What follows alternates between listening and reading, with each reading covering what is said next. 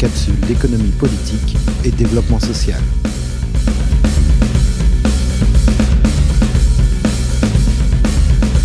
Des capsules produites par Benoît Prévost, responsable du master intervention et développement social de l'université Paul Valéry Montpellier 3. Nous continuons donc notre lecture des débats et des enjeux autour de la nature de l'échange marchand. Nous avions conclu la précédente capsule sur les propos d'Adam Smith, propos dont nous avons vu qu'ils sont plus complexes que n'ont pu laisser croire par la suite des commentateurs de son œuvre. Parmi ces commentateurs, on trouve Karl Polanyi, et ici la courte citation que nous avons choisie illustre bien ce qui est une longue tradition d'histoire de la pensée et qui consiste à voir dans Adam Smith le père de l'homme économique, d'Homo economicus. Autrement dit, le père fondateur d'une anthropologie économique extrêmement simpliste qui considère que, par nature, l'homme échange en procédant à un calcul rationnel qui le conduit à maximiser son utilité, à maximiser l'ensemble de ses choix, de telle sorte qu'il puisse obtenir systématiquement la satisfaction de son intérêt personnel et égoïste. Polanyi est un auteur parmi d'autres. Vous pourrez, tout au long de votre formation, choisir vos auteurs de base. Ce qui est intéressant, c'est que Karl Polanyi est un auteur régulièrement mis en avant par les auteurs de l'économie sociale et solidaire qui cherchent à s'ancrer justement dans l'anthropologie de Karl Polanyi pour critiquer l'économisme et l'anthropologie économique. À bien des égards, ce qu'explique Polanyi, Marx le disait déjà un siècle auparavant. Je l'avais mentionné dans la précédente capsule, Marx notait que l'économie politique procède très régulièrement par robinsonade, c'est-à-dire par des fictions opératoires reposant sur l'imagination assez pauvre d'ailleurs des économistes, s'inspirant pour la plupart de l'œuvre de William Defoe, Robinson Crusoe, qui avait fortement marqué les milieux intellectuels au XVIIIe siècle, avec un Robinson Crusoe qui, après son naufrage, se retrouve seul sur son île et très rapidement procède à un ensemble de calculs rationnels pour organiser son temps de travail, l'optimiser de telle sorte qu'il minimise ses efforts pour maximiser la production de ressources. En fait, on retrouve chez Robinson Crusoe la base du comportement économique rationnel tel qu'il sera vulgarisé par la plupart des économistes. Ce qui est intéressant, comme nous le dit Marx, c'est que finalement, les économistes, comme de certains philosophes des Lumières avant eux, procèdent par des fictions qui consistent à se projeter dans une sorte d'état de nature dans lequel l'homme serait déjà doté d'un ensemble de caractéristiques sociales qui ne sont en réalité que des caractéristiques produites historiquement. Et on retrouve ici, à certains égards, la critique de Rousseau à l'encontre de Hobbes et Grotius, c'est-à-dire considérer comme naturels des comportements qui sont en réalité le résultat d'un processus historique et la détermination de structures sociales. Ces processus historiques et ces déterminations sociales, nous pouvons totalement les intérioriser de telle sorte que les comportements que nous adoptons finissent par nous sembler naturels, en tout cas parce qu'ils sont spontanés. Je reviens néanmoins là sur les enjeux que nous allons approfondir dans cette capsule. Je vous rappelle que affirmer que l'échange est naturel à l'homme, c'est affirmer que le marché est une forme d'organisation économique et sociale naturelle, spontanée, qui serait de fait la mieux adaptée à la nature humaine puisqu'elle découle spontanément de la nature humaine. Et que donc tout peut être marchandise. Et en particulier le travail, puisque c'est du travail qui circule à travers les marchandises. On l'a vu dans la capsule précédente, l'échange s'accompagne d'une division du travail, et la division du travail permet la circulation de marchandises qui sont en réalité la circulation du travail d'autrui, incarné dans des ressources dont chacun d'entre nous a besoin. Et lorsque j'obtiens une marchandise par l'échange, j'obtiens en fait le travail produit par autrui pour pouvoir créer cette marchandise. Mais d'un autre côté, affirmer que le marché est au contraire le résultat de processus historiques, sociopolitiques, le contraire d'une démarche naturaliste donc, c'est affirmer que le marché n'est en aucun cas la fin de l'histoire et qu'il peut être dépassé au profit d'une organisation économique différente, qui abolirait par exemple l'exploitation du travail et qui pourrait dépasser la marchandisation de la terre, du travail, des hommes. C'est la même volonté d'analyser le capitalisme en tant que production historique qui guide le travail de Karl Polanyi. Son objectif est notamment de montrer que le capitalisme se développe en transformant tout en marchandise. C'est ce qu'il appelle la fiction de la marchandise ou la marchandisation fictive. On trouve ici un élément important sur lequel nous sommes jusque-là passés très rapidement. L'échange n'est pas le propre du capitalisme. Des marchés existaient déjà dans l'Antiquité et nous montrons dans une autre capsule les réflexions que cela génère chez les philosophes grecs. Ni le marché, ni le commerce, autrement dit, ne sont l'apanage du capitalisme. Mais ce qui caractérise le capitalisme, c'est la généralisation des marchés. Le fait que pour accéder à tout ce dont nous avons besoin pour vivre, nous devons passer par des marchés. C'est l'essence même du capitalisme. Certes, il arrive que, dans certains pays, l'État, à travers des services publics et en redistribuant des aides sociales, réduise la part des marchés. Ainsi, nous ne sommes pas nécessairement obligés de passer par un marché d'éducation pour suivre des études, grâce à l'éducation nationale et à l'enseignement supérieur public en France. Mais il existe néanmoins un marché de l'éducation, avec l'existence d'un secteur privé. Et dans certains pays, ce secteur privé est l'essentiel de l'offre. Rien ne nous protège non plus contre la possibilité qu'un gouvernement, en France, décide un jour que les services publics ont fait long feu et les fasse disparaître. Je vous invite à regarder la capsule sur les politiques publiques néolibérales qui se caractérisent justement par la généralisation des marchés et par l'idée que tout peut être marchandise. Entre Marx et Polanyi, la sociologie a produit à partir de la fin du XIXe siècle des travaux particulièrement féconds autour notamment de la question de l'échange et de sa supposée naturalité. Dès le début du XXe siècle, Mauss montrait dans son essai sur le don, Forme et raison de l'échange dans les sociétés archaïques, que d'autres formes de circulation des biens et services caractérisent les sociétés primitives, dans lesquelles les modernes pensaient avoir identifié les formes primitives de l'échange marchand, le troc. Ici, ce qui est important, c'est que Mauss analyse des sociétés primitives que de nombreux philosophes et économistes considèrent comme représentant une sorte d'enfance historique de l'échange, le troc, alors que Marcel Mauss va montrer que ce qui pourrait nous sembler être une forme primitive, archaïque de l'échange marchand est en réalité quelque chose de très différent. Ce que Marcel Mauss va identifier, c'est le principe du don. Le don est un système de circulation qui suppose une réciprocité. Il s'agit de donner, recevoir et rendre, mais comme on le voit dans la citation, dans le but de créer des relations sociales et de renforcer la cohésion sociale dans la plupart des cas. De fait, le don comporte nécessairement un caractère obligatoire. Ne pas rendre, c'est refuser le lien et la cohésion sociale. On donne pour montrer son attachement social, on rend pour montrer en retour son propre attachement social, et le système du don s'accompagnant d'un contre-don qui est indispensable pour montrer l'attachement réciproque, produit ce que certains auteurs considèrent comme étant une dette perpétuelle. Pourquoi ? Parce que ce qui caractérise l'échange marchand, c'est qu'une fois qu'on a payé pour obtenir une marchandise, la relation sociale s'arrête. On identifie une valeur, un prix, et l'échange s'arrête, une fois que le prix est payé. Je vous invite donc à regarder les capsules sur la valeur et les prix. Mais dans le don, en fait, il ne peut pas y avoir d'équivalent du don contre don, car la valeur n'est pas liée à ce qui circule, la valeur n'est pas liée à ce qu'on pourrait croire comme étant une marchandise, et c'est d'ailleurs bien pour cela que ce qui circule dans le don n'est pas une marchandise. Ce qui circule, ce sont des sens, des significations sociales.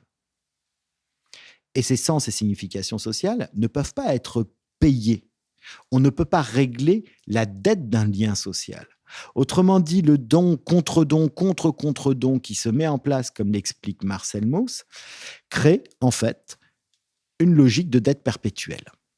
La valeur de ce qui circule dans le don contre don est liée non pas à ceux qui circulent, mais à celui qui donne et à celui qui reçoit.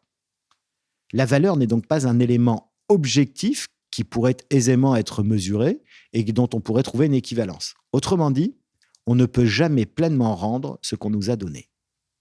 Et rendre implique un contre-contre-don de la part de celui à qui on a rendu, sachant que ce contre-contre-don ne pourra pas être équivalent au contre-don qui n'était pas lui-même équivalent au don, etc., etc. La dette est impossible à régler et c'est ce qui fait la force du don comme lien social. Mais c'est aussi, comme l'ont montré des auteurs contemporains, comme Jacques Godbout dans le livre Le don, la dette et l'identité, paru en 2020, le don est aussi un fardeau social dans une société où chacun ne se verrait que comme un individu choisissant librement, en toute responsabilité et en autonomie, ses interactions sociales. Le don nous lie à d'autres que nous ne choisissons pas forcément. Nous verrons que nous retrouvons également ce caractère liant et extrêmement fort du don contre don dans des travaux contemporains sur le capital social et à ses différentes formes. Le capital social en tant que lien qui lie les gens entre eux, mais aussi qui lie les gens entre eux par des obligations et des contraintes. Venons-en maintenant à ce que les libéraux contemporains nous racontent de l'échange. Friedrich Hayek est un auteur particulièrement intéressant pour voir comment une partie de la théorie économique libérale, et une partie seulement, a réagi aux critiques qui ont été formulées à l'encontre d'Homo economicus et de l'idée d'une naturalité de la société marchande, critiques dont on a vu que elles se sont accentuées tout au long du 19e siècle, qu'elles ont continué au cours du 20e siècle et qu'elles servent à critiquer la société marchande tout autant qu'elles servent à critiquer la théorie économique qui reposerait sur des bases anthropologiques extrêmement faibles et sur une vision extrêmement restreinte et limitée de la nature humaine. Hayek est un libéral antirationaliste. À ce titre, il s'inscrit dans une tradition qui a commencé au XVIIIe siècle avec des auteurs comme Hume et Smith, dont on a vu qu'elles considèrent que les processus sociaux sont le résultat inintentionnel de comportements individuels peu rationnels, qui s'appuient d'abord et avant tout sur nos penchants naturels. Ici, on a quelque chose de très intéressant parce que cela signifie que pour Hayek, comme c'était déjà le cas pour Smith, l'histoire produit différentes formes d'organisation sociale et la société marchande est une de ces productions historiques. D'ailleurs, Hayek préfère parler d'ordre étendu plutôt que de société marchande. Pourquoi ce terme d'ordre étendu ? Eh bien, tout simplement parce que Hayek postule qu'originellement, c'est-à-dire dans les sociétés primitives, c'était la solidarité et l'altruisme qui étaient au cœur de la coordination sociale. Mais comme il l'explique, la solidarité et l'altruisme supposent une forte proximité des individus entre eux. Et solidarité et altruisme peuvent correspondre à des modes de coordination au sein de petits groupes humains. Et ce que Hayek explique, par exemple dans la présomption fatale, c'est qu'au fur et à mesure de l'agrandissement des groupes humains, ces modes de coordination sont devenus de moins en moins efficaces. Attention, cela ne veut pas dire que les individus se sont mis à choisir de nouveaux modes de communication plus efficaces. Ce que Hayek nous explique, c'est que les petits groupes qui ont survécu dans les états primitifs des sociétés sont ceux dans lesquels il y avait de la solidarité et de l'altruisme. Et d'ailleurs, ce qui est intéressant, c'est qu'Hayek ne postule absolument pas un homme isolé dans l'état de nature, mais bien un homme directement penser dans des groupes sociaux, dans des interactions sociales. Il y a une socialité et une socialisation naturelle de l'homme. Mais ce qu'explique Hayek, c'est que par la suite, au fur et à mesure que les groupes humains ont commencé à s'étendre, ce sont d'autres types de comportements qui ont été sélectionnés. C'est un processus quasiment darwinien.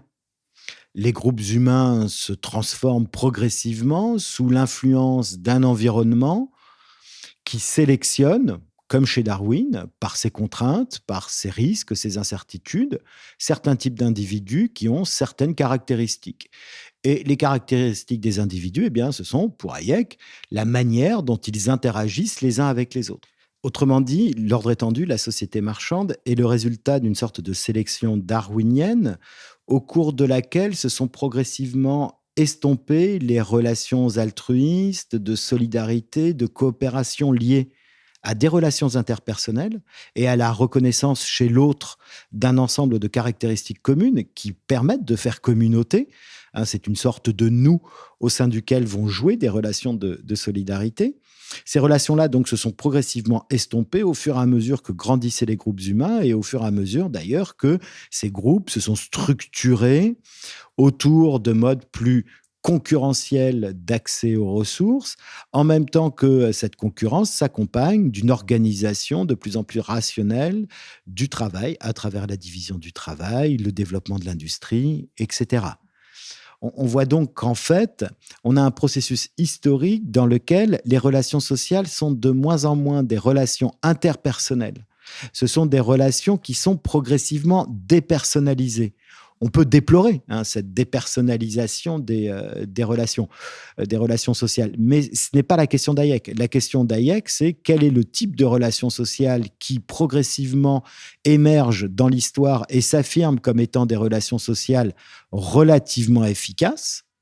Hein, on est vraiment dans une démarche positive et non pas dans une démarche normative. Et ce qui intéresse Hayek, c'est donc de pouvoir affirmer que la société marchande est le résultat d'un processus historique. En cela, il n'est pas si éloigné que ça d'auteurs comme Marx ou Polanyi, puisqu'il reconnaît les forces historiques qui sont à l'œuvre. Son analyse de ces forces historiques n'est pas la même que celle d'auteurs comme Marx ou Polanyi. Les conclusions qu'il en tire ne sont pas les mêmes, mais ce qui est important, c'est qu'il partage avec eux le rejet d'une représentation simpliste et idéalisée de la société marchande comme étant une société parfaitement naturelle et correspondant à la nature profonde de l'homme. C'est d'autant plus important pour Hayek que ça lui permet de se placer dans une posture qu'il affirme comme étant une posture purement positive. Il observe ce qu'il est et qui lui permet de ne pas opposer une vision idéalisée de ce que pourrait être une société marchande, de ce que pourrait être une bonne société, une société juste, etc., qu'on opposerait ensuite à ce qu'est réellement la société marchande, telle qu'elle existe et telle qu'elle fonctionne concrètement. Nous verrons d'ailleurs par la suite, dans d'autres capsules, les tensions qu'il peut y avoir entre cette forme de représentation idéale de la société marchande et ce qu'elle est réellement. Non, Hayek, lui, dans cette démarche plutôt positive, non normative, vient en fait analyser un processus historique qui ne juge pas et qui conduit pour lui à un ordre qui a une vertu fondamentale, c'est que cet ordre étendu, s'appuyant sur des relations personnelles extrêmement faibles, permet au jeu d'exister indépendamment du groupe. Hein, c'est ce qui permet à l'individu d'affirmer sa singularité et, entre autres, d'affirmer la singularité de ses libertés. Ce qui est intéressant, c'est qu'en fait, au XXe siècle, les libéraux ont progressivement abandonné la perspective naturaliste qui était celle des libéraux du XIXe. Au XIXe, la plupart des économistes libéraux affirment la naturalité d'Homo economicus, la capacité de chaque individu à faire des calculs économiques rationnels, ce qui conduit à un ordre social idéal de maximisation de la croissance, de maximisation de l'utilité sociale, etc. Je vous invite à regarder pour cela les capsules sur la théorie économique standard. Les néolibéraux rationalistes, comme Lippmann, sont eux-mêmes convaincus que le marché n'a rien de naturel et qu'il faut le construire. C'est à l'aune de cette lecture du néolibéralisme que, d'après Dardot et Laval, dans La Nouvelle Raison du Monde, 2010, par exemple, on peut comprendre que l'État n'est de cesse que de mettre en place des logiques marchandes, là même où il n'y a pas de marché. C'est aussi la thèse de Barbara Stiegler dans « Il faut s'adapter », publié en 2019. La promotion du marché par Lippmann n'est que la promotion d'un processus de sélection qui vient favoriser un darwinisme social basé sur l'idée que les individus doivent adopter des comportements rationnels du point de vue de l'organisation sociale pensée par les experts. Cette phrase est très longue, j'en reprends les différents éléments. Ici, on voit que à partir de Lippmann, certains libéraux, et en particulier les néolibéraux, vont abandonner l'hypothèse que nous sommes tous rationnels par nature. Et l'idée des néolibéraux, c'est qu'il faut mettre en place les institutions sociales et les mécanismes d'incitation qui nous obligent à adopter des comportements rationnels, de telle sorte que nos comportements finiraient par correspondre à ce que les économistes considèrent comme étant les meilleurs comportements pour produire le meilleur ordre social. J'espère que vous avez bien suivi le raisonnement. Les économistes libéraux du 19e ont montré comment, à partir de comportements rationnels, on produit un ordre social optimal, mais au XXe siècle, les libéraux, constatant que tout le monde n'est pas rationnel et que Homo economicus n'est pas forcément notre nature, ces auteurs libéraux, ces néolibéraux, vont essayer de penser comment organiser la structure sociale pour que nous soyons obligés de nous conformer à ce que la théorie économique attend de nous. Ainsi, et c'est très intéressant, les politiques publiques qui vont être conçues par les néolibéraux sont les politiques publiques qui vont nous conduire à adopter ces comportements rationnels qui sont considérés comme une forme d'idéal. Là, chez les néolibéraux rationalistes comme Lippmann, on est dans une posture normative, à la différence du libéralisme d'Hayek, antirationaliste. Posture normative, pourquoi ? Parce qu'il s'agit bien d'adopter les bons comportements, des formes de comportement idéales qui vont conduire à une forme d'organisation sociale idéal, comportement et modèle social idéal qui sont décrits par les économistes, autrement dit par un certain type d'experts, ceux qui maîtrisent la théorie économique et qui sont à la base de tous leurs modèles. On peut considérer que cette manière de concevoir les hypothèses de l'économie standard est parfaitement décrite par la suite, dans les années 1950-60, par Milton Friedman, lorsqu'il explique la démarche de ce qu'il appelle le as-if, le comme si, à propos de l'hypothèse selon laquelle la maximisation rationnelle du profit est le comportement de base de l'entrepreneur. En fait, ce que nous explique Friedman, c'est quoi ? C'est que, certes, l'hypothèse que chaque acteur économique agirait nécessairement de manière rationnelle, c'est-à-dire de telle sorte qu'il maximise systématiquement son intérêt, cette hypothèse est peut-être irréaliste, c'est-à-dire qu'elle ne correspond peut-être pas à ce qu'est la nature humaine. Mais, comme l'explique Friedman, si les individus n'adoptent pas ces comportements, alors mécaniquement, ils disparaîtront par le jeu de la concurrence.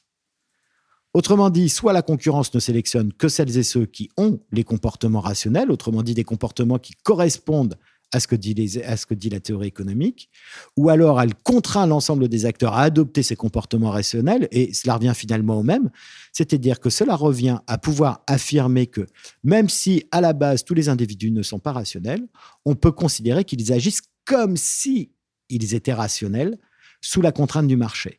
Et on voit comment s'est affirmée tout au long du XXe siècle l'idée que le meilleur moyen de parvenir à la société idéale, c'est de mettre en place les conditions sociales qui vont contraindre les individus à adopter les comportements qui vont produire cette société idéale. Une perspective donc extrêmement normative et quasiment totalitaire.